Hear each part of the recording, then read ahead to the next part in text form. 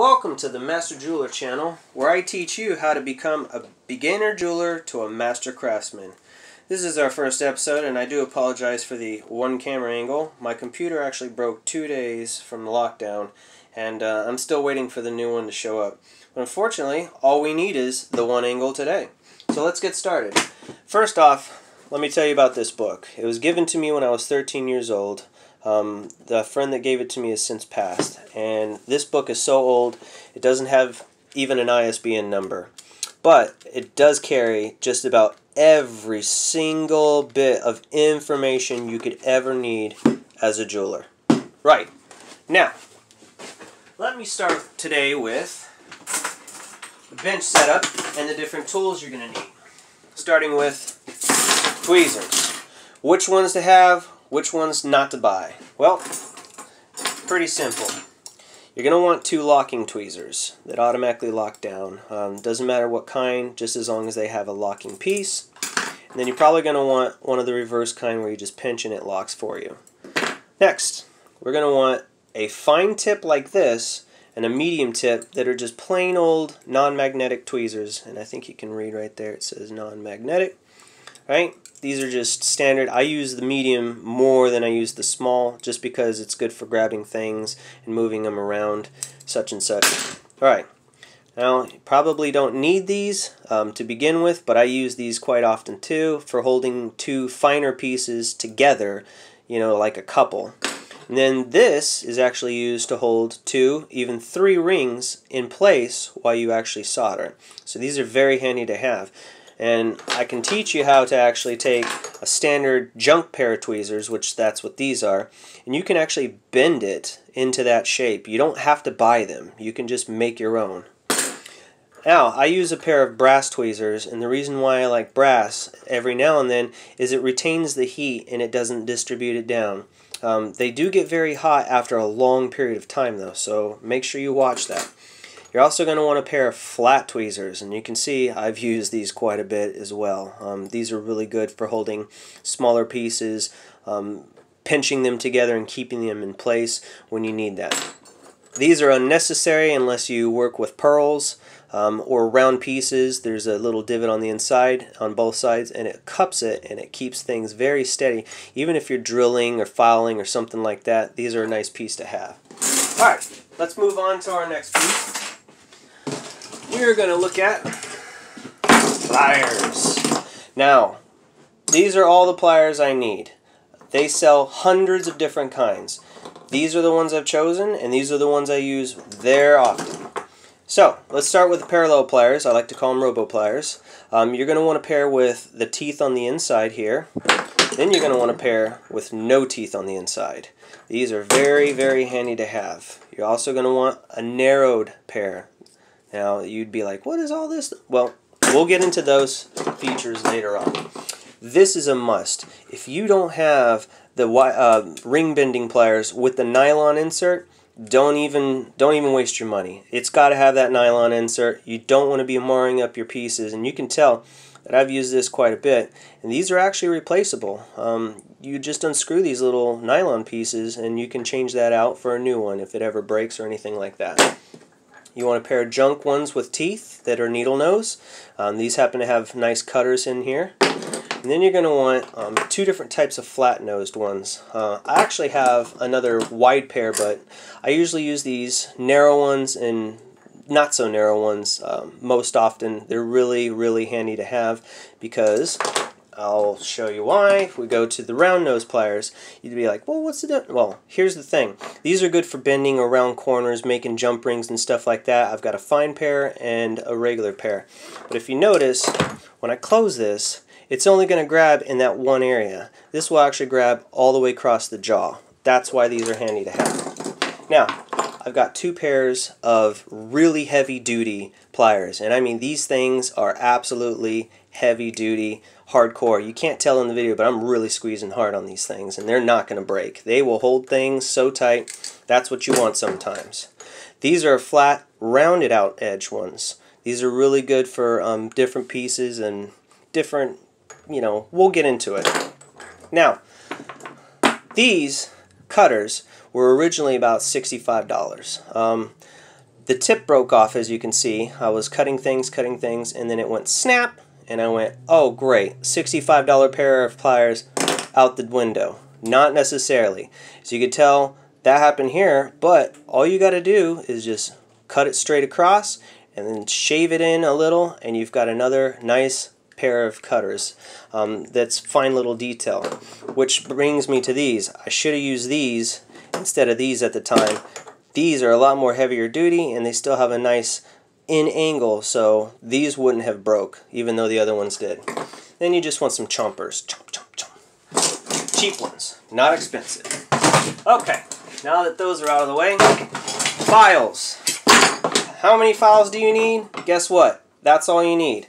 Besides these little ones, which we'll go into in a second, these are the ones I use more often. I use a fine with nothing on the other side, and it's got a flat edge. And you want to do that so when you're butt up against something and you're basically filing, you don't want that area right there that you're laying it on or behind to get any kind of marring. These are really good. I use these quite often. I mean, it's kind of hard to tell, but I've had these for 3 or 4 years now. Then you want something a little bit more square and standard that's a lot thicker.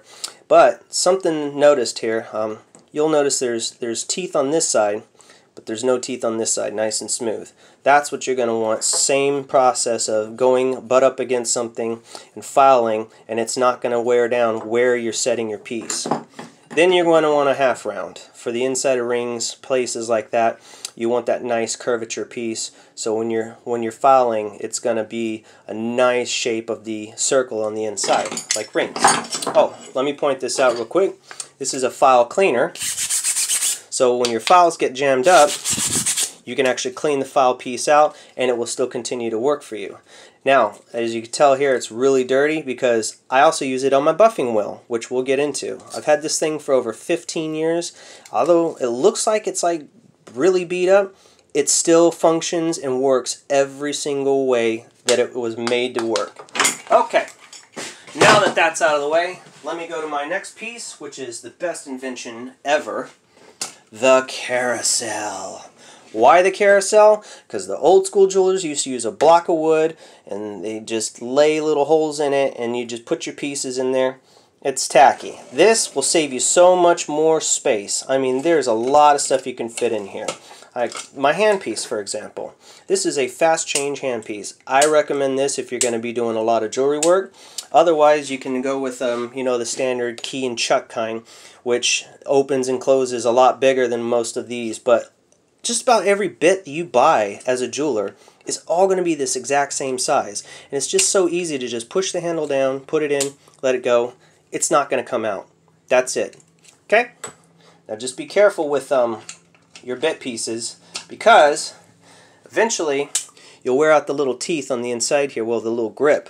And you're going to have to use a tool like this to go in there and take it out and replace it with another one, which I already have a spare ready to go, just in case. Now, one of the cool features that I'm going to tell you that most jewelers don't even think about: magnetic bars. Why? Because they're easy to put on a wood bench and they hold any kind of tool, even like your files. They will hold your files exactly where you need them. You can lay them all up. If you want to be OCD about it, be OCD about it. Now, another thing that I picked up on my travels of learning are these cool little tins that have a magnet on the back that you can stick either on the bar or wherever is a metal piece. And you can see I wrote 18G here, which means 18 gauge. What I did have in here is silver wire coiled around, and you can see this hole right here. So I had a piece of wire just come out and then seal this in with a piece of the what do you call it, the anti-tarnish paper, because this was silver I was working with, and it would keep your silver from getting tarnished. And then you just pull out what you need, snip it off, you're good to go. So you can see an example here. You just keep it in there and you can just drill a little hole and just feed it out as you need it. Great piece of equipment to have. Now, most important bench tool of them all, the GRS Benchmate. Why is this important? Well, you're going to do a lot of your work with this tool. And it's not just for rings, it's for a lot of different things. This piece basically just mounts on your bench, and then all you got to do is hook it, and then this is 360 degrees, and then you can unhook it. Now it comes with different plates. This is for a shellac, so basically you put a shellac there and you heat the piece on it, and it will permanently attach to here until you heat it back off. And that'll hold it in the teeth jaw just like that. Now these pieces slide in here, so when you're working on something with, you know, heat, it won't melt the plastic insides, which are just like this. So as you can see, these are the pieces that go in so it doesn't mar up your jewelry. I did find out a little trick over my period of time. You can see right here in the little background that I have one attached to my bench. Now these come with usually like gem scopes and stuff, and they're not too expensive. They happen to fit perfect right there, and you can use this as a tiny little third hand if you need it. So it's a real handy dandy piece to have, and this is a necessity. You're going to want that no matter what. Now, going back to the little files that I was showing you, I usually use 4. I've got a triangle piece, a square piece, a round piece, and a small fine flat piece. Now this one I've replaced about 3 times. It's bendable, like it will flex, but it will also break. And they're not too terribly expensive because they're a lot smaller, but these are definitely the only 4 small hand ones that I've ever used. Now, let me show you mandrels. 1 full round mandrel, 1 half round mandrel. That's all you need. Now these little puppies, these are called forming mandrels. Same thing, square, round, triangle. You notice I got a line on there because I was doing a lot of square pieces, and then I needed to know the exact dimension, and I just measured it, and then I know exactly where to go. And it's just black magic marker. You could just take it off with any kind of acetone. Now, these are handy dandy things to have too. Next thing I'm going to tell you about is soldering boards. I don't know if you can quite see right here. Here, let me turn the camera a little. This soldering board, you can notice it's very small. Why? I mean, my hand is way over the size of this thing, but you don't need anything bigger than that. What the one thing you do need is third hands. These things are amazing. They're tungsten tipped, and I mean, you can position them anywhere you want, and when you just let it go, it'll stay exactly there. You can use your pick and torch and pick it up, and it's flawless. This is a must-to-have too. If you need a bigger board, guess what? Just buy a bigger board. Don't buy a lot expensive ones. You know that they have these perforated hole ones. It's smooth on one side and wavy on the other. You're not mass producing. You just need something that's big. That's all you need. I still use 2 crucibles, a big one here and a little one. Now the big one has a little pour spout, and I usually use a big pair of pliers to pour it out. You don't want to use it with your hand, obviously. Okay, now I want to stop for a second and show you guys these cool little pieces here. This is for polishing, and the one polish that I use quite often is Fabuluster. Fabuluster is the only polishing compound you will ever need. It does platinum, gold, silver, brass, you name it, it does it. This is all you ever need. You don't need anything else. Don't let anyone tell you, oh, you're doing platinum. You can't use this with just platinum. You got to use different. No. I've polished so many rings, $50,000, $100,000, $200,000 rings in platinum with just this stuff. Okay? And customers always say the same thing. Wow, it looks brand new. Ever see dull platinum? That's because it's old and it's not polished anymore.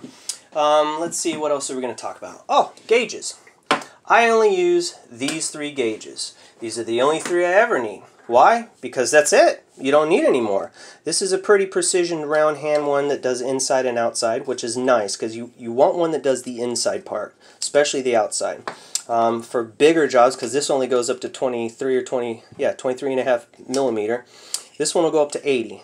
And you can see I was having a little fun. He's kind of hungry. This is a digital one that, you know, you got to be careful. As you can see, I broke the glass on it, but it still works very fine, and it even locks. I use this usually for design making. Reason is I can put it exactly where I want, lock it down. It's even got a depth gauge on the other side, and it will score things for me perfectly every single time. Speaking of scoring, this is a very, very, very easy tool to own, and just keep around, and I recommend it to everybody. It's called a marca size. This is usually starting at a quarter size all the way up to a size 3. And all you got to do is just find the size that you need, score it, and you know exactly where to cut. I also use this as a gauge, and for other pieces too. We'll get into that later on. You only need one saw, regular old saw. You don't need the big one, you don't need fancy looking, just this. And if you notice here, you can take little magnets and glue them, and it will actually keep your spare blades right on the saw blade. So this thing breaks quite often. It really does. And you just want blades handy by. So when I break it, I don't even have to go anywhere. I just pull the blade out, put it in, ready to go again. Now, you obviously want to talk about safety. That's in another subject. But let's talk about the torch part. This will save you so much time. I mean, who wants to pull out a lighter and light this thing every single time if it goes out? Nope, just do that. Lip. Oh, it went out. Lip. That's what you want. You want the Torchmate. And as you can see here, I got the little caddy, but fortunately these pieces right here are aluminum, and aluminum is not magnetic. So I basically took a piece of coat hanger and then just formed it into a nice little, I mean, most jewelers will do that anyways on the side of their bench, but this is movable. So now I can put it wherever I want on my bench. It's stable. It's not really going to go anywhere unless I trip over it, but that's never really going to happen. Other than that, the only other thing you're going to really need is a small crock pot for your pickling, a little tiny ultrasonic, and then I have a steam machine too. We're not really going to get into that. So, other than that, I think we're pretty much wrapped up. On our next episode, I'm going to teach you how to properly solder and avoid soldering certain areas. The materials and what the differences are, like easy, medium, and hard, how to pick it up on the solder, show you a demo ring sizing, the basics of designing, and what tools to use for designing. And for example, I'm going to teach you the basics on how to take something like this, nice piece of flat silver, and transform it into this cool ring, just from a single piece of silver. Even the guard piece here was cut off of that, which, by the way, that's where this comes in handy. Now, I actually put a little cut on his eye and put a ruby in there, and it happens to fit my finger perfectly. So, if there's any other questions, please feel free to leave a comment. If you want to see a very specific piece made, feel free to tell me, and I hope you subscribe, and thanks for watching.